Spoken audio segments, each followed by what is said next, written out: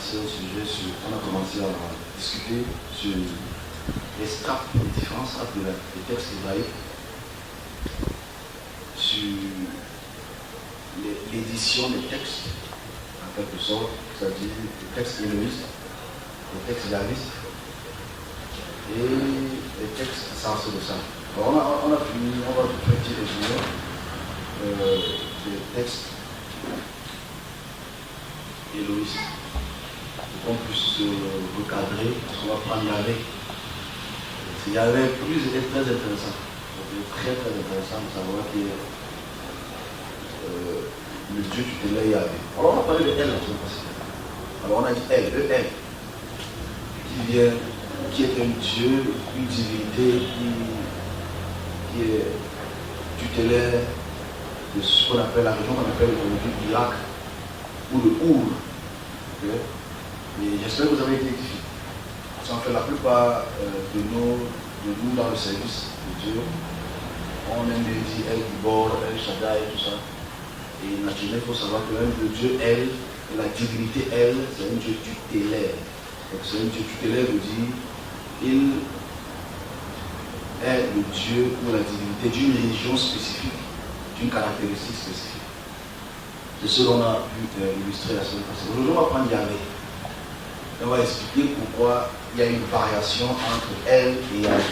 Comme je disais la semaine passée, je vais plus faire cette expression avec les diapos, mais ça ne m'intéresse pas beaucoup. C'est important. Comme je disais la semaine passée, il y a en 1822, il y a en 1856, le monde a totalement changé l'atmosphère de l'épigraphie. Je commence par là, c'est très important. Pour vous, hein, on parle avec vos gens, vos voisins qui sont des fondamentalistes, vous leur faites savoir ceci. Qu'en 1822, la campagne de Napoléon Bonaparte en Égypte, avec les scribes, un scribe qu'on appelait Georges-François Champollion, a découvert ce qu'on appelle important de le savoir. Je vais répéter ce passé. Les plaques de Rosette, les stèles de Rosette. Et à travers ces trois différentes écritures qu'il y avait sur ces stèles, Jean-François Champollion a pu apporter une nouveauté dans l'épigraphie. C'est-à-dire savoir écrire le démotique, écrire le ptoléméique, écrit le pro-sinaïtique. Alors tout ça, ce sont les écritures égyptiennes. En 1856, aussi, l'assyriologie prend son essor. Il y a les écoles de l'assyriologie qui grandissent. Et on connaît donc forcément comment lire les textes en cubiforme depuis 1856. Donc les écoles d'égyptologie et les écoles d'assyriologie ont explosé. Ok? Donc, si on a 1820, on ne connaît pas les 1810. Si on a 1820, on ne sait pas lire les cuniformes. On peut continuer à mentir. On se comprend? Mais à partir du 19e siècle, c'est-à-dire milieu du 19e siècle, on a des assyriologues et on a des égyptologues. C'est d'abord très important parce qu'en fait, quand aujourd'hui on prend la peine d'exprimer le Dieu tutélaire, elle, les biblistes du XVIIe siècle ne sont pas au courant parce qu'ils ne savent pas lire d'autres écritures à part le grec et le latin. Je recommence encore parce que c'est important pour que vous puissiez savoir cela. C'est-à-dire au XVIIe siècle, les gens, 16e, 17e et avant, les gens ne savent que lire le grec, le phénicien, le copte, okay, mais pas l'égyptien antique, ni les textes en cuniforme. Donc, c'est pour ça que c'est d'abord une base très importante d'avoir commencé. Avant qu'on le commence, il faut y aller.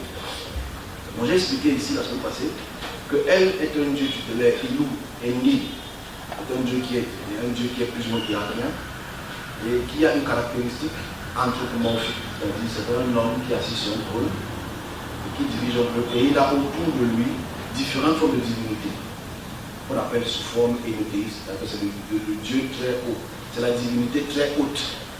Okay? Voilà pourquoi dans les textes qu'on voit comment il s'appelle El Gibor, El Elyon, et tout ce qui est El. Et l'avantage dans les textes hébraïques, qu'on va découvrir tout à l'heure certainement, c'est que on quitte du chapitre 1, 2, 3 de la Genèse en parlant de Elohim. Et Elohim, c'est le Dieu El, mais le Dieu El au pluriel. Mais à partir du chapitre 4, il y a une introduction sacerdotale et une introduction yahviste. Yahvé. Alors c'est qui Yahvé ou Yahweh ou Jéhovah? Ça dépend des prononciations. Parce qu'il faut toujours préciser une chose, la plupart des choses que vous ne savez peut-être pas, que je prends la peine de toujours répéter. Quand les textes hébreux sont rédigés, ou les textes en grec sont rédigés, il n'y a ni verset ni chapitre. Je répète encore, c'est important. Il n'y a pas de verset, il n'y a pas de chapitre. Ce sont des papyrus.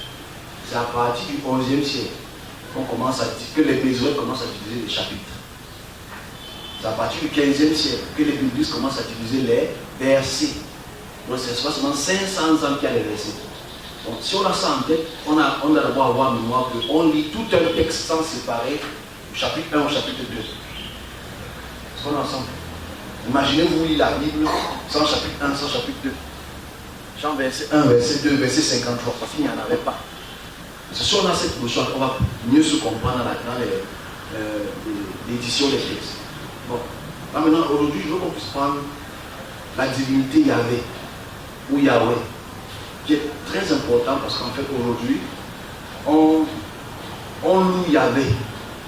Yahvé, c'est le Dieu créateur de toutes choses. Il faudrait qu'on se pose la question, comment est-ce que Yahvé est devenu le Dieu de toutes choses? C'est-à-dire, progressivement, comment est-ce que Yahvé est devenu le Dieu d'Israël? D'abord, comme on a dit la semaine passée, Israël devient plus ou moins peu à partir du roi, disons, Ramsès III. Ensuite, il y a Menreptah, que tout le monde connaît. Alors, ce sont les rois égyptiens qui avaient des royaumes, qui avaient des puissances, qui avaient des pyramides, là. Israël n'est pas encore un peuple en termes, il y a une petite population. C'est un groupe sociologique qu'on appelle Israël, qui combat contre le roi Menreptah. Et les Menreptah disent sur la stèle de Menreptah que je les ai tabassés jusqu'à la dernière semence. J'ai ravagé leur bétail. C'est un petit groupe. Alors ici, là, on a 1130 maximum dans l'écriture de Menreptah. C'est important d'abord de cadrer Israël. Et forcément, le théophore qu'on appelle Israël, ça veut dire Israël. Il y a beaucoup de définitions. Donc ça veut dire le Dieu tutélaire d'Israël, ce n'est pas Yahvé. Le Dieu tutélaire d'Israël, c'est elle. Voilà pourquoi la plupart des prophètes les plus importants, à part Moïse, ont le nom elle. Samuel, c'est le véritable premier prêtre qui initie David. On se comprend? C'est d'abord très important d'avoir ça en tête. L'un des plus grands prophètes du peuple hébreu, c'est Élie. Il a toujours le nom elle. Elle, oui. Donc la plupart des prophètes, dans le sens d'Israël, on a le nom de théophore. Un théophore, c'est un nom qui a, c'est toute personne qui a le nom d'un Dieu. On est d'abord dessus. Ce n'est pas un débat. Ok, bon. Petite histoire d'Israël pour les nouvelles personnes et ceux qui nous écouteront pour la première fois.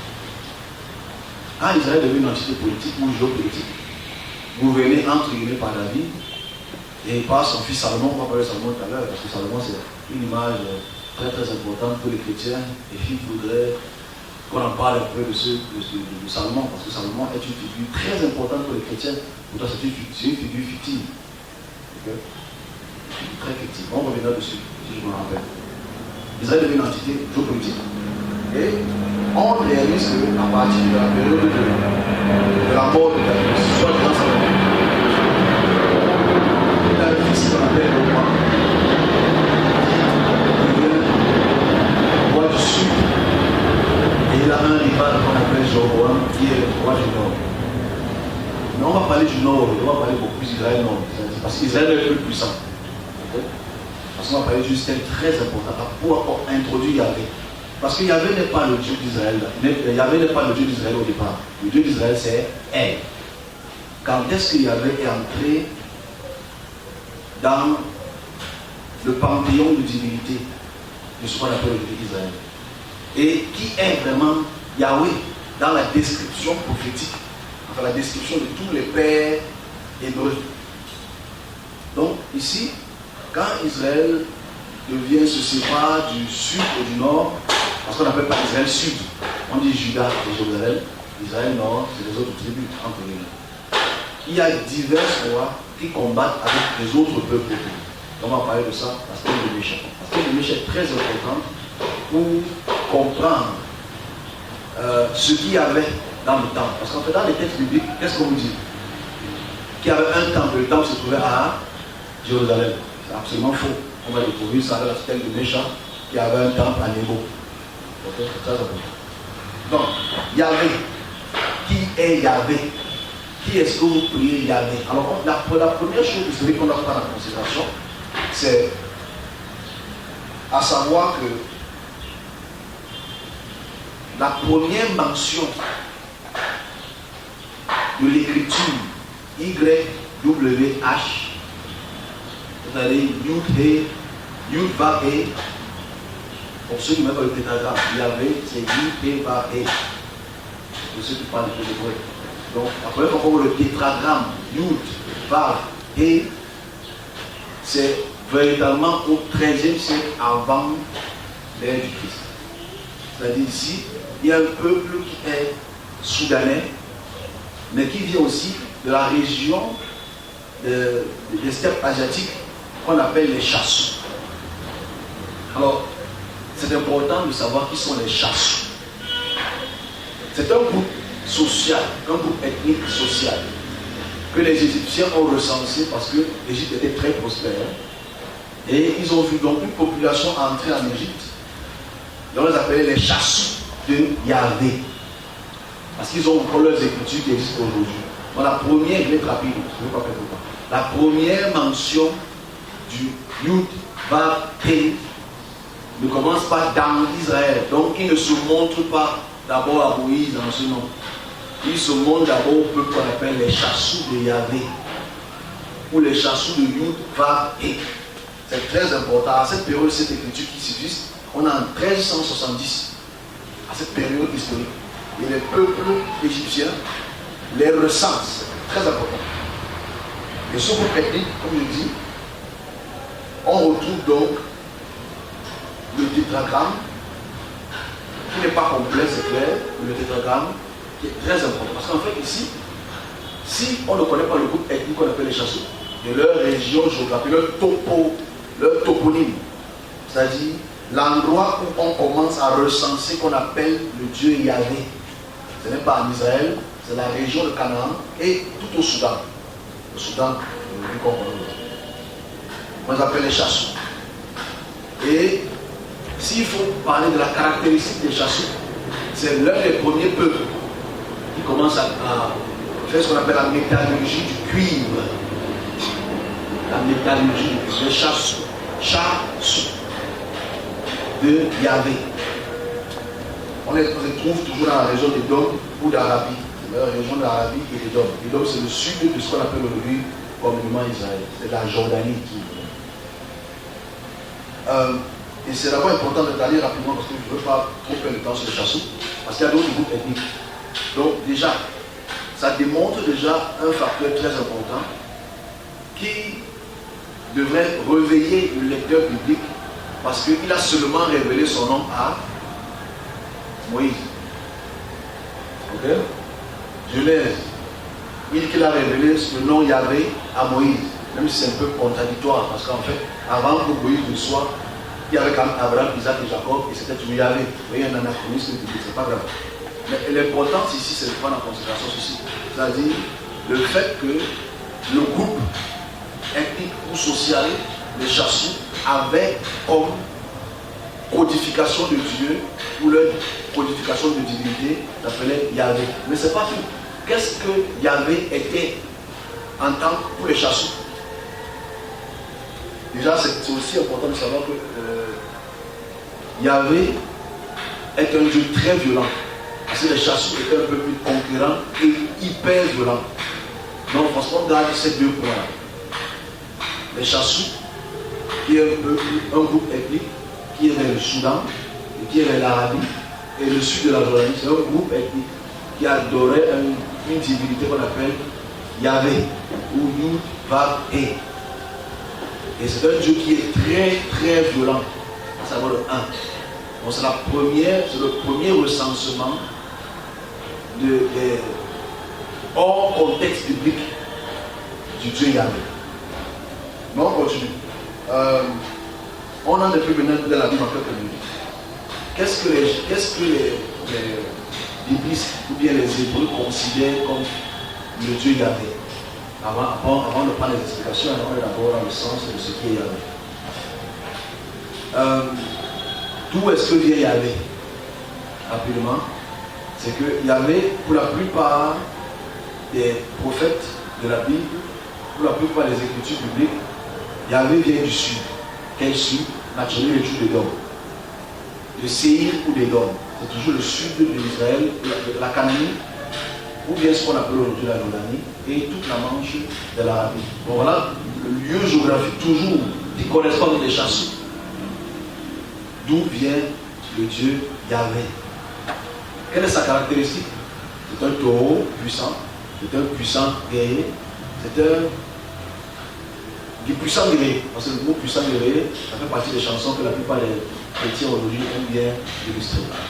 Alors aujourd'hui, je vous laisse qu'on essaie de voir la région géographique où on trouve d'abord hors contexte biblique le Dieu ou la divinité Yud-Vav-E, Yahvé.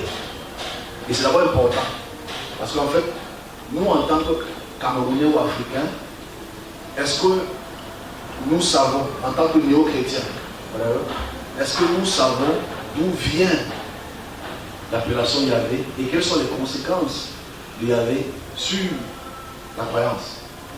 Et aujourd'hui, ce que j'essaie de faire encore, parce que je ne veux pas faire dormir les gens, sinon ça va, je commence à prendre trop d'explications, ça va peut-être faire endormir les gens. Généralement, les gens qui dorment, c'est bien important pour les quotidiens, mais c'est d'abord important de voir à quel point, si on lit Deutéronome chapitre 32, verset 8, qui est un contexte biblique, quand le Très-Haut, c'est-à-dire Elion, donna aux nations leur patrimoine, il fixa le territoire des peuples. Elion, elle, qui est le Dieu tutélaire, toute la région sumérienne, il fixa le territoire des peuples suivant le nombre des fils d'Israël. En effet, l'apanage de Yahvé, c'est son peuple. Jacob, la part qui lui revient. Mais si tu lis le texte calmement, qui est Deutéronome chapitre 32, verset 8, on n'aime pas lire ce verset, parce que c'est un verset qui est glorieux, mais ça te fait quand même comprendre une chose. C'est-à-dire, il y a Elion, qui est le Dieu très haut, et Yahvé, qui est un Dieu tutélaire du peuple de Jacob. C'est important de savoir que c'est Jacob. Jacob qui est naturellement, comme la personne a dit, est devenu le Dieu d'Israël, le peuple d'Israël. Alors c'est important de voir à quel point ce Yahvé qui est un Dieu tutélaire pour un peuple spécifique, on doit voir la progression. Parce qu'aujourd'hui, on a su comparer. Est-ce que Jésus c'est Yahvé? C'est avec ça qu'on a télé, parce qu'en fait, aujourd'hui, on aime bien le dire, mais avec beaucoup de parcimonie. Si on prend le texte de la Septante, on dit quand Elion donna les nations en héritage, c'est la Septante qui dit, le même texte mais c'est un peu différent. Donnant en héritage, quand il répartit les hommes, il fixa le territoire des peuples suivant le nombre de fils de Dieu. Elle. Parce qu'on est dans le texte de la Septante. J'explique d'abord la Septante. Parce que quand on parle de Septante, je ne sais pas ce que ça veut dire. Avant la destruction du temple, du deuxième temple de Jérusalem, on a les Grecs ou les Macédoniens par Alexandre le Grand qui a commencé à conquérir toutes les terres de l'Europe du Sud, de l'Afrique du Nord et de l'Asie mineure. Donc le grec devient la lingua franca, le grec devient la langue parlée de toute l'hégémonie grecque. Okay? Donc Alexandre décide de faire une chose très importante, c'est-à-dire de faire en Égypte, au nord de l'Égypte, en Alexandrie, la plus grande bibliothèque du monde. Okay? Donc naturellement, il décide donc de prendre les prêts de toutes les régions, les histoires de toutes les régions, et de regrouper leurs histoires, de traduire les histoires en grec. Donc voilà comment donc, les textes en hébreu de l'Ancien Testament, ce qu'on appelle l'Ancien Testament, qui est pas ancien, puisqu'on utilise ça aujourd'hui, c'est là qu'on appelle ça ancien. Pourtant, c'est utilisé pour vous, pour créer les types des enfants. Donc, ici, naturellement, ils ont donc traduit l'ancien, les textes hébraïques en grec. En fait, ils étaient soi-disant rabbins ou prêtres qui sont réunis pour traduire les textes. C'est une légende. C'est pas grave, on appelle ça septembre, c'était 70. On se comprend? Donc, forcément, la septembre est écrite à partir de 250 ans avant les jusqu'à 100. Ils ont traduit les textes. Donc, les textes-ci qu'on lit ici, c'est les premiers textes hébraïques qui ont été retraduits en grec, qui sont traduits maintenant en français, en anglais. Mais les textes que vous lisez, c'est les textes des Mésorètes. Il faut aussi expliquer les Mésorètes. Les Mésorètes, c'est un groupe de rabbins du 9e au 11e siècle qui ont décidé de mettre le son ou les voyelles dans les lettres sémitiques. Je vais être rapide. C'est que il dit donc, je relis donc, quand Elion donna les nations à Hermental, je mets Elion parce que j'ai traduit. Quand il repartit les hommes et fixa les territoires des peuples suivant le nombre des fils de Dieu, c'est-à-dire elle. Et la part de Yahweh est son peuple, Jacob est sa part attribuée. On réalise que ici, le texte est clair, c'est-à-dire Yahweh devient un Dieu tutélaire à partir des textes de Deutéronome. Et ici, c'est le texte du Qumran. Ici, on est véritablement 300 ans avant, 250 ans, 300 ans avant les textes.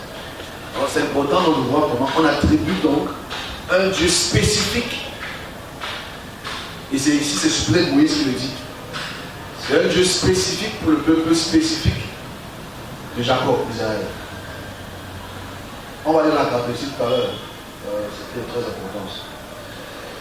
On a parlé à des chassous par rapport à Ramsès 4. Je n'ai pas oublié de ça, pas trop de temps. Comme je disais tout à l'heure, les juges parlent aussi de Yahvé, mais que Yahvé vient de Séir. Séir, c'est toujours au sud, c'est-à-dire à Édom, les Édomites. Donc, en fait, tout ce que je vais essayer de démontrer ici, c'est d'abord le premier facteur, c'est que Yahvé ne vient pas automatiquement d'Israël au sens pur du terme, mais ça vient de tous les pays aux alentours. L'une des preuves importantes à prendre en considération, c'est les anthroponymes, les noms des personnages. Déjà, on a réalisé que la plupart des noms des prophètes que je vais peut-être lire, je vais vous faire comprendre que c'est à partir de cette période-là historique que les noms évoluent. Aujourd'hui, au Cameroun, on a les Yves Justin, on a les Roger, on a les Hervé, on a plein de noms, mais ce ne sont pas nos noms. Parce que si nous sommes du littoral, on doit avoir le nom du littoral. Qu'est-ce qui a fait en sorte que j'ai le nom Yves, par exemple? Ce n'est pas par révélation. Okay? C'est parce que nos parents et nos grands-parents ont été colonisés et les noms des colons, c'est Yves, c'est Roger, c'est Hervé. Tu ne peux pas Nathalie par révélation. Okay? Tu ne peux pas Charlotte parce que Dieu t'aime beaucoup. Tu t'appelles Charlotte parce que c'est un nom qui est français ou anglais. Okay? Donc c'est important de voir que avant que nous ne devenions un peuple franco-anglais, on avait les noms purement bamileke, ou Grassfield, ou purement Sawa, ou purement Nopeu. Okay? Le fait qu'il y ait une collision de civilisation a fait évoluer nos anthroponymes. Est-ce qu'on se comprend? Ça veut dire qu'on quitte au départ du Dieu elle. Parce qu'au départ c'est elle. Israël c'est pas Israël Yahoo, c'est Israël. Donc ça veut dire que c'est le Dieu elle. Donc maintenant on réalise que la plupart des prophètes de la Bible, au départ, ont les dieux elle. Maintenant on va essayer de voir les anthroponymes qui sont des théophores où les noms évoluent. On a le roi Joachaz. On voit le mot Jo ou Yo. On voit le roi Josias. On voit Matania. On voit le roi Yehou. On voit le roi Yoham. On voit le roi Josaphat. On voit le roi Yoshu. On voit Barak-Yahou. On voit Eliyahu. On voit Yeshua. on voit Eliyahu, on voit Jérémie, okay? On voit Obadiah, on voit Iona, on voit Zacharia, on voit Job, on voit Nehemiah, on voit Tobia. On voit à peu près ici qu'à partir du 8e siècle, les noms commencent à devenir les noms yavistes. Le dieu Yah, ou Yo, ou Yah. Alors, à quoi nous sert donc l'asyrologie? Comme je disais, peut être rapide.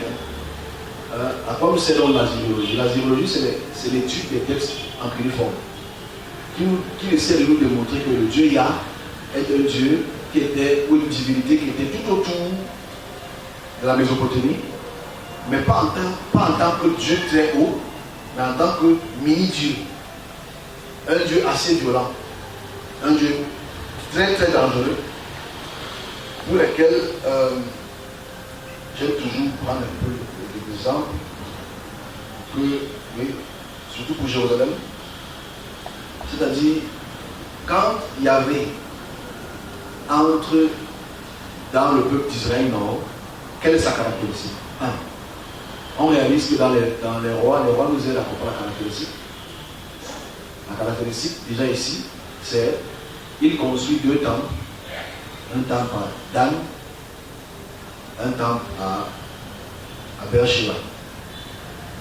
Il crée 2 temples. Et les temples là, c'est caractérisé par ce qu'on appelle le veau d'or. Si vous lisez le texte, vous allez peut-être comprendre le veau d'or. C'est un temple sacrificiel qui est important. Mais ce qui est plus important, c'est qu'à cette période-là, historique, où les temples d'Israël Nord, on voit ça ici, les gens migrent vers là pour faire les sacrifices, pour faire les libations à Yahvé. Mais la stèle de Mécha vient améliorer cela. Alors, je vais dire la stèle de Mécha. Je ne sais pas si je dois de la ligne, ça va être un peu long. Je ne vais pas prendre trop de temps. Mais il est aussi important que vous sachiez ce que c'est que la stèle de Mécha, ce qu'il est dit sur la stèle de Mécha. Alors la stèle de Mécha, c'est une stèle qui est très importante pour l'histoire. Parce que le roi Mécha, un roi ammonite, décide de batailler avec le roi Omri. C'est important de le dire. La stèle de Mécha, s'il vous plaît, il faut garder ça en tête, ça c'est pour les gens qui aiment un peu l'histoire. Alors, le roi Mécha dit que son dieu Kémosh est entré en Israël, a tué le peuple israélien, les a rendus en esclaves et a tout porté les ustensiles du temple de Yahvé. C'est ici qu'on réalise que le roi Kémosh, le roi Mécha, pardon, et son dieu Kémosh ont pu battre Israël du Nord, entrer dans le temple, sortir tous les ustensiles de Yahvé et assujettir le peuple d'Israël Nord. Ici, on est dans les 840 avant notre ère. Avant que, définitivement, en 722, le peuple d'Israël Nord est déporté par les Assyriens. Mais ici, on voit comment Yahvé est déporté. Yahvé est amené dans le temple de Kémosh. Comme on peut aussi retrouver une petite parcelle de cela, même si c'est le contraire avec les Philistins, où le dieu Dagon et le dieu Yahvé, mais c'est plutôt Dagon qui s'est prosterné, alors que c'est le contraire. Parce que les stèles nous montrent à quel point les peuples aux alentours étaient beaucoup plus puissants que le peuple d'Israël. Le peuple d'Israël, non. C'est important l'histoire, parce que quand tu lis les textes hébraïques, même si la stèle de Mécha corrobore les textes des rois, on doit se poser la question sur la caractéristique de Dieu. En fait, ici, ce que j'essaie de démontrer, en quelques mots, okay, c'est la provenance topographique de Yahvé et sa caractéristique. Qu'est-ce que la Bible donc nous dit de ce que c'est que Yahvé? Alors, pour savoir ce que c'est que Yahvé, la première chose, c'est caractéristique numéro 1. On retrouve Yahvé au chapitre 8 et 9. Qui fait quoi? Au chapitre 8 et 9, le Dieu Yahvé est fâché contre la terre. Il s'est fâché au chapitre 6. Beaucoup trop de mal, et les hommes font seulement du mal. Il a décidé de détruire toute la terre. Donc il y avait, bibliquement, a voulu détruire toute la terre. Et il a fait ce qu'on appelle le déluge. Mais il a parlé au fils de Noé, et à Noé, de préparer l'arche pour que le peuple du monde ne soit pas détruit. Et forcément, nous en tant que judéo-chrétiens, néo-chrétiens, on a pris ce texte au sérieux. Mais déjà d'emblée, on nous montre qu'il y avait un Dieu destructeur. Il a détruit les choses. Là, c'est la première caractéristique. C'est pour ça qu'on doit le relier au chassou de Yahvé. Parce qu'en fait, c'est la même caractéristique. Mais ce texte est absolument incongru. Comme je l'ai dit, en 1856, on a commencé à lire les cuneiformes et à savoir une chose très importante que les gens veulent ignorer, c'est-à-dire les épopées de Gilgamesh. C'est-à-dire, dans l'épopée de Gilgamesh, qui sont 2 millénaires avant l'ère du Christ, on retrouve le premier déluge, ou le déluge, qui est identique mot par mot. Il y a le déluge des Sumériens, est identique mot par mot de la Bible. Et forcément, les épopées de Gilgamesh sont là au moins 1000 ans avant les écritures hébraïques. Donc c'est pas un plagiat en fait. Avant j'appelais ça un plagiat, mais c'est pas un plagiat. Parce qu'en fait, dans l'Antiquité, à cette période-là, prendre un texte et le transmettre, c'est normal. Je dis que quand tu fais ta musique, tu appelles ça plagiat. Mais avant c'était pas du plagiat. Parce qu'en fait nous mentons pas, c'est le même peuple. C'est tous des Irakiens et des Iraniens. Donc si tu prends l'écriture de ton grand-grand-père irakien et tu déposes ça, ce n'est pas un problème. Donc d'abord, le déluge qu'on voit dans la Bible, que Noé est tel et tel, c'est d'abord une histoire qui est écrite, très importante dans la période des Sumériens. Et le Dieu sumérien qui envoie le déluge, parce qu'il voit que les anges sont très paresseux, parce que c'est un peu contraire. Les anges sont très paresseux, après qu'il ait fait l'homme, parce qu'il a fait l'homme pour que l'homme travaille, parce que les anges veulent un peu de repos.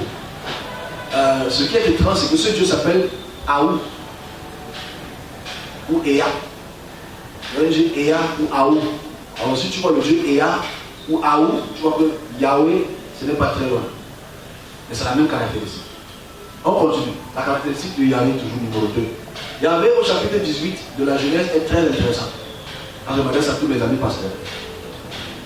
Yahweh décide d'apparaître avec ses 2 compagnons, 2 anges. Il apparaît devant Abraham et sa femme, devant Abraham, pas Abraham, et sa femme Sarah. Il apparaît devant Abraham et Sarah. Qu'est-ce qu'il fait? Il dit qu'il va détruire Sodome et Gomorrhe. C'est toujours un Dieu qui est violent. Mais ce qui est caractéristique dans l'écriture du chapitre 18, c'est les noms dits des pasteurs. Je m'adresse à mes collègues, les noms dits des pasteurs. C'est-à-dire, on aime bien dire, parce que Jésus l'a dit, à part s'il a menti, parce que je pense que les textes hébraïques, je ne sais pas si l'on lui avait beaucoup d'acuité. C'est que Abraham et Sarah, ou Abraham et Sarah, voient l'apparition au chapitre 18 de l'Éternel qu'on appelle Yahvé. Il dit, je paraphrase, c'est un texte qui fait mal aux dents. Je prépare une couche d'eau pour laver tes pieds. Vous savez qu'il y avait les pieds. Je prépare la nourriture pour que tu manges. Vous savez qu'il y avait la bouche pour manger. Et ils sont assis et ils ont mangé ensemble. Donc la première personne qui mange avec Yahvé, ou Dieu, ce n'est pas Moïse, c'est Abraham. Chapitre 18 est clair, limpide. Ce n'est même pas un débat avant que la personne est fausse. Parce que Abraham a mangé avec Yahvé. Et Abraham était côte à côte avec Yahvé. Quand Yahvé a dit, je vais détruire Sodome et Gomorrhe parce qu'ils font beaucoup de mal. Il a dit, mais s'il y a un juste, mais il a tout détruit. C'est la deuxième caractéristique de Yahvé. Yahvé est un anthropomorphe qui a faim et qui veut qu'on lave ses pieds. Ça peut faire mal, mais c'est la réalité en fait.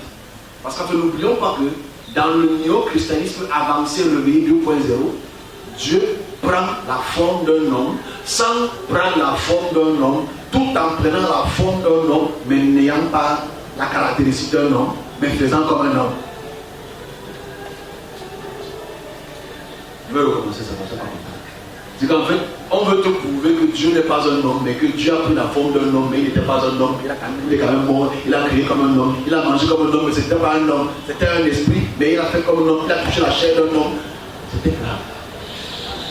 En fait, on ne comprend pas à quel point nous les serviteurs, je vais couper la partie ici, que nous les serviteurs, on est des gros menteurs, un gros chien comme ça. C'est qu'en fait, on veut rendre Dieu, tout en le rendant homme, sans qu'il ne soit homme, mais il a mangé comme un homme, il a marché comme un homme, mais ce n'est pas un homme, c'est un esprit, on l'a touché quand même, il avait la chair, le sang a coulé. C'est grave, parce qu'en fait, le chapitre 18, ce n'est pas Melchisédek.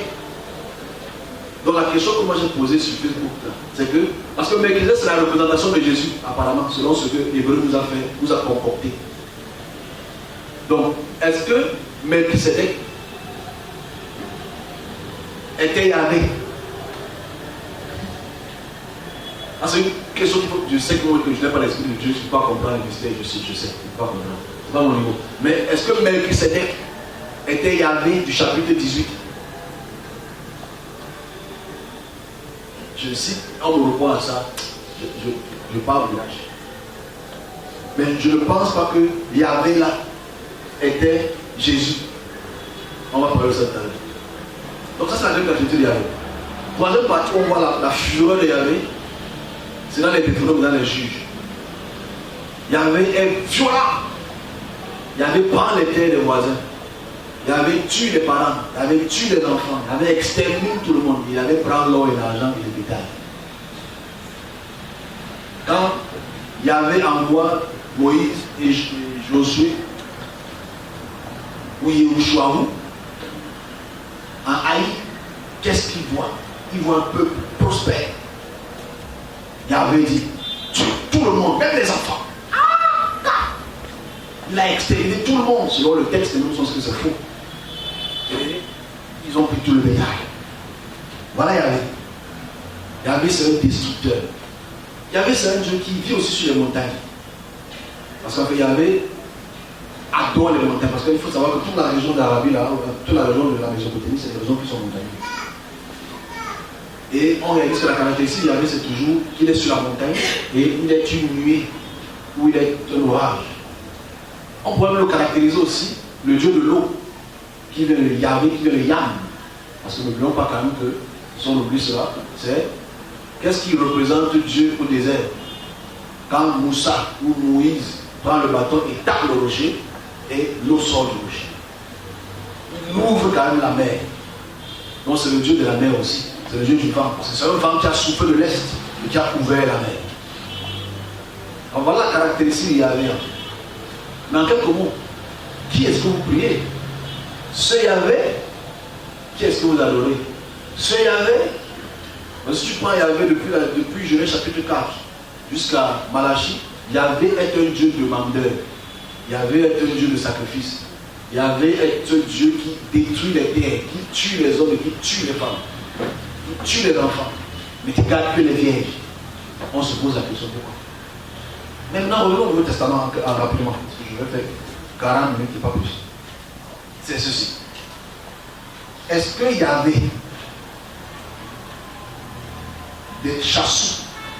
Est-ce qu'il y avait des séirs? Est-ce qu'il y avait des dômes? Est-ce qu'il y avait de la stèle de Mécha? Est-ce qu'il y avait? C'est Jésus. Parce que si tu dis qu'il y avait le même, c'est problématique. Parce que Jésus est trop doux. Jésus est extrêmement doux. Jésus est pour l'amour. Yahvé est pour la guerre. On a ce problème. Voilà pourquoi les pères de l'église certains ont voulu dissocier ce qui s'appelle l'Ancien Testament de Jésus. Parce qu'ils trouvaient que l'Ancien Testament, il y avait trop méchant. Voilà pourquoi il a pu envoyer son fils. Mais ce qui est bizarre, et je m'arrête là, c'est qu'aujourd'hui, Yahvé est totalement devenu le Dieu créateur de toutes choses, alors que Yahvé était le Dieu de Jacob. Donc la question centrale ici, c'est Jésus est Yahvé? Oui, Jésus est le fils de Yahvé. Et si Jésus est le fils de Yahvé, je peux faire la personne du fils. Parce que le Père est un Dieu qui marche sur le nuage. C'est un Dieu guerrier, c'est un Dieu puissant, c'est un Tsabaoth. C'est un Dieu qui a des armées, qui combat. Mais on se pose la question, il combat qui? Alors que c'est lui qui les a créés. Et je m'arrête là, sur la provenance du Dieu Yahvé. Mais je dis en conclusion, Yahvé qui est anthropomorphe, Yahvé qui est violent, Yahvé qui mange et qui se lave les pieds, n'est pas le créateur. Bon, je m'arrête là pour Yahvé. La semaine prochaine, on va faire Kadosh. Il vient du Dieu qui mange, qui est un Dieu sanctifié. La stèle de Méchant va encore beaucoup nous aider. Parce qu'en fait, il dit que le Dieu Kamosh a sanctifié le peuple d'Israël. Ok? On voit la plupart des textes de sanctification. Parce qu'en fait, je vais vous démontrer simplement, comme j'essaie de le faire avec Yahvé, c'est-à-dire de voir les couches yahvistes. À partir du chapitre 4, à partir du chapitre 8, à partir du chapitre 11, 12 de la Genèse, on saute un peu parce qu'après c'est les dieux L, jusqu'à presque tout Genèse c'est les dieux L après. À partir du chapitre exodique de l'Exode, ça revient avec Yahvé. Donc Yahvé devient le Dieu d'Israël. Et Yahvé devient le Dieu de Jérusalem. La question qu'on va se poser, avant de clôturer cette belle introduction sur Yahvé, qu'on va continuer à progresser, c'est ceci. Pourquoi est-ce que Yahvé n'a pas donné le nom de sa vie? C'est-à-dire, Yahvé, la ville sainte, ou la ville dans laquelle on devrait retrouver la ville sainte. C'est supposé Jérusalem, n'est-ce pas? Même si aujourd'hui c'est Jérusalem. Aujourd'hui, quand tu es péri, tu pars à Jérusalem. Okay? Tu peux venir à Douala parce que Douala c'est une ville posée. Pourquoi Jérusalem n'est pas un nom yahviste? C'est une question très importante. Est-ce qu'on connaît la divinité de Jérusalem avant que Jérusalem ne soit envahi par le peuple hébreu? Est-ce qu'on connaît le nom de cette divinité? Je vais la lire. Au 10e siècle avant notre ère, à Ashkelon, Jérusalem du 18e siècle avant notre ère, il y avait le dieu Urushalim. Urushalim. Parce qu'en fait, quand tu dis en hébreu, c'est Yerushalayim. Pas Jérusalem, en hébreu c'est Yerushalayim. Donc dans la région, là, on retrouve tous les fragments et les dessins de ce dieu qu'on appelle Urushalim. C'est le fondateur de Shalimou, la divinité de l'aurore. C'est la divinité qui fait en sorte que l'aurore, c'est quoi? Le coucher, le lever. Okay? C'est important. L'aurore, c'est quoi? Le lever, le coucher. Le lever. Alors c'est important qu'on commence à voir par là. C'est-à-dire qu'en fait, Urushalim, ou le dieu Shalim, c'est le dieu de l'aurore. Mais je vais pousser un peu plus loin, parce que je vais m'arrêter parce que je sens que les gens sont un peu bored, ok? C'est vrai, puisque les gens ne sont pas très intéressés. Mais si on parle de l'aurore, j'ai déposé un texte sur Facebook. Et je ne sais pas si les gens l'ont lu avec beaucoup de maîtrise, parce qu'en fait, il faut un peu de maîtrise de l'hébreu et du grec pour comprendre un peu ce que j'ai expliqué. Mais je vais quand même partager ça avec vous. Les noms dits des textes. Alors dans les rois, dans les livres des rois, 1 roi chapitre 8, il y a quelque chose qui se passe de très important, c'est-à-dire le roi Salomon. Parce que quand on parle de Salomon, je commence par la fin, je ne fais pas le début. Le roi Salomon, c'est supposé le roi le plus puissant au monde, n'est-ce pas? C'est le roi le plus riche. Je fais le roi de Paris. Okay, c'est le roi le plus riche au monde, le roi le plus intelligent au monde. C'est un roi très important. En fait, quand on était plus jeune, on aimait bien avoir la sagesse de Salomon, la richesse de Salomon. Parce qu'en fait, le mot Salomon, déjà, c'est un anthroponyme qui veut dire la paix, shalom. Okay? Alors c'est important de voir à quel point déjà ça n'a pas été à cette période-là. Mais Salomon est un personnage très important dans la Bible. Et ce que je veux qu'on partage aujourd'hui, c'est. Je veux parler de Salomon. Alors pour moi, en 2019, ici à l'église, j'ai commencé à avoir des haters, avec des gens qui m'apprécient parce que je sais que Salomon, pour moi, c'est le personnage le plus stupide au monde. Ça a commencé à énerver les gens. Bon, je ne sais pas le mot stupide, je disais, il n'est pas intelligent. Les gens commencent à se fâcher contre moi. Comment tu peux dire une chose pareille? Salomon, c'est l'homme le plus intelligent au monde. C'est l'homme le plus riche au monde. Salomon, tu ne peux pas comprendre. Je veux qu'on parle de Salomon aujourd'hui, avant de prendre le texte de 1 roi 8. Parce que le texte de 1 roi 8, c'est l'introduction après la construction du temple. Parce que David n'a pas construit un temple, soi-disant. Même si on ne retrouve aucune trace, même un caillou de ce temple. C'est pas grave, mais on parle quand même de ça. Alors Salomon est un enfant compliqué. Parce que David, selon les textes bien sûr, a d'abord appelé d'autres enfants. Parce que David a eu beaucoup de femmes. Okay?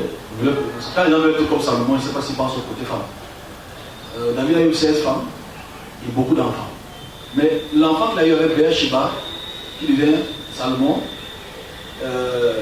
décide dans les textes d'hériter le royaume de son père. Et il a l'apparition de Yahvé. Yahvé lui apparaît. Yahvé lui donne les conseils, Yahvé lui donne la direction, Yahvé lui donne tout. Yahvé lui donne l'intelligence que tu n'atteins jamais. Yahvé lui donne les richesses. Mais la première chose à noter, c'est l'intelligence de Salomon. Première revue, intelligence de Salomon. On souligne ça, intelligence de Salomon. Parce que Salomon est l'homme le plus intelligent. Salomon a écrit les proverbes. Salomon a écrit les 5 quelque chose. Salomon a écrit les Coëlètes, les Ecclésiastes. C'est ce qu'on vous a dit, mais c'est faux. Parce que c'est tellement faux qu'il faut que les chrétiens se réveillent de cette usurpation. Parce que la plupart des textes de Salomon, c'est Aménopée qui l'ont écrit. Aménopée, c'est un Égyptien. Ces textes existent encore aujourd'hui. Aménopée. Tu vas voir que la plupart des le bon temps, le temps, il y a telle chose pour telle saison, c'est Aménopée, les textes d'Aménopée existent aujourd'hui, les proverbes. Le proverbe 28 est calqué, mot par mot, Aménopée. Je l'ai dit de poser des questions parce que les gens n'aiment pas lire. J'ai dit bien depuis 1822 qu'on sait lire l'Égyptien, il faut que les gens s'intéressent un peu à cela. Donc déjà, s'il a volé les textes ou on lui a volé les textes, dans sa bouche, alors il y a toujours bête. D'abord, un. Salomon n'a aucune intelligence, malheureusement. Ces textes sont calqués des autres textes. Ah, d'abord le 1. Deuxième, j'aime son intelligence. Il est intelligent. En fait, on amène un bébé pour montrer son intelligence à tout le peuple. Il a fait une chose que même, si c'était pédiatre, je ne peux pas le faire. Parce qu'un pédiatre, c'est un qui prend ses gens.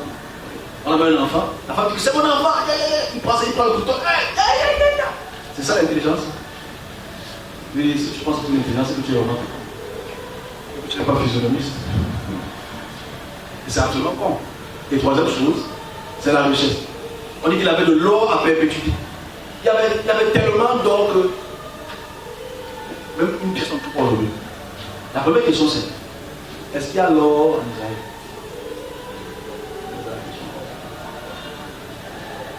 Non, il n'y a pas. Est-ce qu'aujourd'hui, les rois avant Salomon retrouvent encore leur tombeau recouvert d'or? Oui. Et tu vois à quel point on peut nous mentir comme ça, on peut laver le cerveau. Donc pour moi, historiquement, archéologiquement, Salomon est d'abord une figure fictive. Hein? Évidemment, c'est l'homme qui n'a jamais existé dans le sens, parce qu'il n'a pas existé, parce qu'il n'a rien dit. Parce que je comprends de ces textes ici. Ce qu'on a attribué. N'oublions pas que dans sa sagesse, son immense sagesse, il a épousé près de 1000 femmes. Je ne sais pas quelle influence un homme peut avoir en épousant près de 1000 femmes. Ça l'a dit clair. Bon. Je ne sais pas comment il faisait. Mais s'il a vécu, s'il a régné pendant 40 ans, déjà quand tu vois le mot 40 dans la Bible, ça veut dire qu'on ne connaît pas la date. Ok? Quand tu vois le mot 40 ou 70 dans la Bible, ça veut dire qu'on ne connaît pas la date. C'est une date approximative. Parce que 40 c'est un chiffre rond. Ok? Voilà. Ça pose ça comme ça. Que l'avocat est tombé de l'autre côté. Donc ici, la réalité est que. Ça va aller. La réalité est que si on pense, parce que moi, on aime bien lire les proverbes. Je sais que je vous fais mal, hein. Je vous fais mal le plus. Parce que ce n'est pas lui qui écrit un verset de proverbe. Parce qu'en fait, quand tu prends la peine de lire Ézéchias, c'est Ézéchias qui nous fait comprendre qu'il a regardé tous les proverbes de Salomon. Salomon écrivait quelle langue? Il savait déjà écrit. Il faut savoir que c'est un petit peu, ça fait encore écrit. Il parlait quoi, égyptien? il y a plein d'incongruités, mais comme tu as la foi fait vivre. Bref, alors, Salomon épouse près de 1000 femmes. Après, il avait beaucoup plus de concubines que de femmes. Et il a obéi à Yahvé. C'est-à-dire, Yahvé a dit ne pousse pas les voisines, parce qu'ils sont poussés. Mais il a décidé d'épouser les Égyptiens, les Amorites, les Philistins, et tous les peuples autour. Il a décidé d'épouser toutes les femmes là. Et cette femme-là, il a fait des hôtels pour elle. Il a conçu des hôtels. Il a conçu des temples pour ces femmes-là. Les rois le disent, pas moi qui le dis. Même si Chronique a enlevé cet acteur-là. Parce que Chronique veut appolir l'image de Salomon. Alors, je veux qu'on lise un texte. Et j'espère que ce texte va être bien interprété. Je ne veux pas lire le grec parce que ni l'hébreu parce que ça ne va pas vous aider. Alors, dans 1 Roi chapitre 8, Salomon dédie le temple ou un temple au Dieu Yahvé. Il dédie le temple. C'est-à-dire qu'en fait, il fait les sacrifices qu'il faut et la grande nuit tombe et Yahvé entre dans le temple en tant que grande nuit. Mais 1 Roi chapitre 8, il y a des écritures de la Septante que j'ai expliqué tout à l'heure qu'il faut qu'on prenne en considération, s'il vous plaît. Est-ce que la Septante, c'est vraiment 250 avant l'ère du Christ? C'est des textes qui sont écrits en grec. Et ces textes existent aujourd'hui encore. Et les textes des Mésorètes, c'est ce que vous lisez. Et que si tu prends 1 Roi chapitre 8, du verset 11, du verset 12 au verset 13, tu vas le retrouver là. Mais si tu prends la Septante, tu vas retrouver ça au verset 56. Bon, on ne sait pas pourquoi les Mésorètes ont changé la possession. On ne touche pas la parole de Dieu, elle est inviolable, mais là ils ont changé. Ils ont changé. Je vais lire quelque chose de très important. Dans les textes Mésorètes, du 1 Roi chapitre 8, verset 12, il est écrit: alors Salomon dit, l'Éternel veut habiter dans l'obscurité. D'abord, on doit d'abord comprendre pourquoi il faut habiter dans l'obscurité. Pas, c'est la version des Mésorètes. Yahvé veut habiter dans l'obscurité. Ça, c'est ce que Salomon dit.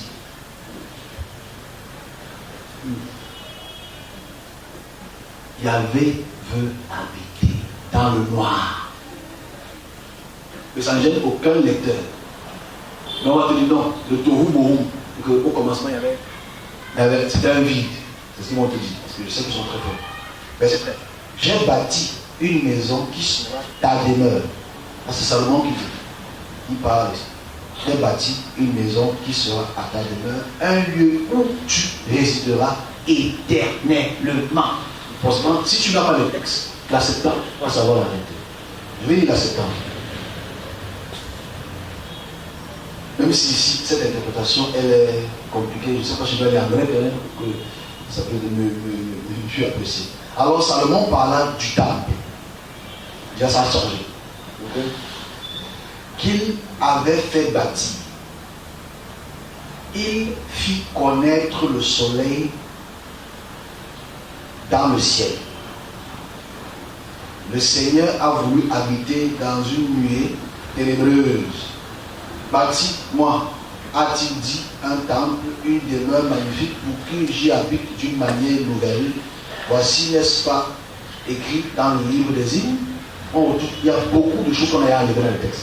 Mais moi, ce qui m'intéresse, c'est la version qui est modifiée. On parle de Salomon, c'est très important, s'il vous plaît. Very important. Ici, on parle du soleil qui présente au ciel Yahvé, ou le Seigneur, Kyrios, ou Kyrion. Hylon. Alors, qui connaît ce qu'on appelle Hylon, ou Ilios, Héliopolis. Alors, Ilion, ici, pas Elion, ok, ou Ilios, c'est le soleil en grec. Alors, ceux qui ne connaissent pas le soleil en grec, il faut que vous sachiez peut-être ce qu'on appelle Sol Invectus, c'est-à-dire le Dieu soleil, ou le roi soleil. À la période grecque, on adorait le Dieu soleil qu'on appelle Ilios. Okay? Et on garde d'abord ça en tête. Et naturellement, si Salomon dit que le soleil a fait connaître au ciel Yahvé, on a des vraies questions à se poser. Les questions de ce texte. Parce que Yahvé lui dit que non, il peut faire rester dans l'obscurité. C'est-à-dire que Yahvé se distingue de ce qui est le soleil, ou Ilion, ou Ra, ou Shamesh. C'est différents noms, différents peuples. j'ai illustré. Alors ici, on a se posé la question sur Yahvé toujours. Dans le temple de Yahvé, qui était là avant Yahvé? C'est une question qui ça ne s'oublie pas, parce que vous l'avez compris pour vos problèmes jeudi. Dans la période grecque, qui était dans le temple de Yahvé? On retrouve ça dans Jérémie, on retrouve ça dans les textes de comment ça s'appelle le plan. Après j'ai vu ça, j'ai oublié Ézéchiel, pareil. Ézéchiel. On retrouve que dans le temple, il y avait le Dieu soleil et la reine du ciel. Tu comprends? Il parlait beaucoup de la reine du ciel. Dans le temple, on adorait la reine du ciel et le Dieu soleil. Les stèles existent encore aujourd'hui. Ce n'est pas un débat, c'est un fait. Mais la vraie question ici, c'est est-ce que Salomon a été induit par ces femmes qui étaient égyptiennes? Parce que le Dieu de l'Égypte s'appelle comment? Ra. C'est le Dieu, c'est le disque soleil. Les femmes ammonites, leur Dieu c'est Shemesh. Ça veut dire le soleil. Ok, donc déjà à ce point-ci, on doit se poser la question si Salomon n'était pas l'adorateur du soleil. Ah, c'est important de le dire. Mais Ra n'est pas, Yahweh n'est pas le soleil, parce que lui, pour faire résider dans l'obscurité, c'est pas moi qui dis, c'est le texte qui dit, moi je veux comprendre le texte. Et la question qui pose comme réponse de l'intelligence de Salomon, c'est pourquoi les Masorétes, 1300 ans plus tard, retirent ça du texte? C'est la vraie question au bibliste. C'est-à-dire, si tu prends les textes Masorétes, les textes de la Septante, il y a une très grosse différence dans chaque livre de la Bible. D'autres sont plus longs, d'autres sont plus courts. Les termes changent, la traduction change. Et les protestants que vous êtes, parce que vous êtes protestants, aujourd'hui là, si vous voulez Dieu, on va vous protester. Okay? Les protestants n'aiment pas les textes de la Septante, parce qu'ils ne voient pas ça comme des textes d'origine. Okay? Ils disent que la Septante, ça vient après. Pourtant, c'est impossible que ça vienne après. Et donc, qu'est-ce qu'on a fait? Quel texte on va lire? Quel texte vous devez lire? Si on doit lire les textes du roi qui ont été modifiés, ça gênait qui? Pourquoi est-ce qu'ils ont enlevé les Ilios et l'obscurité? Là, c'est la sagesse de Salomon. Parce que Salomon, de son intelligence, adorait beaucoup de divinités. Ce n'est pas un débat, la Bible dit clairement. Parce que s'il a épousé plein de femmes, il a conçu des hôtels, naturellement. C'est qu'il n'avait pas qu'un seul Dieu à Jérusalem. Il y avait des diversités de dieux. Et l'homme le plus intelligent au monde a adoré beaucoup de dieux. Je m'arrête là. Vous y avez. Bon, j'ai d'autres messages à passer qui sont beaucoup plus importants que ça. Moi, je suis pas dans un débat. J'ai dit, je conclue que Jésus ne peut pas être Yahvé. Parce que Jésus n'est pas violent. Jésus n'est pas assassin. Parce qu'il a été assassiné. Il est un assassin et donc assassin. On va pas si tu es Rambo. Bon, deuxième petit message. On était sur Yahvé, la semaine prochaine, on va faire autre chose.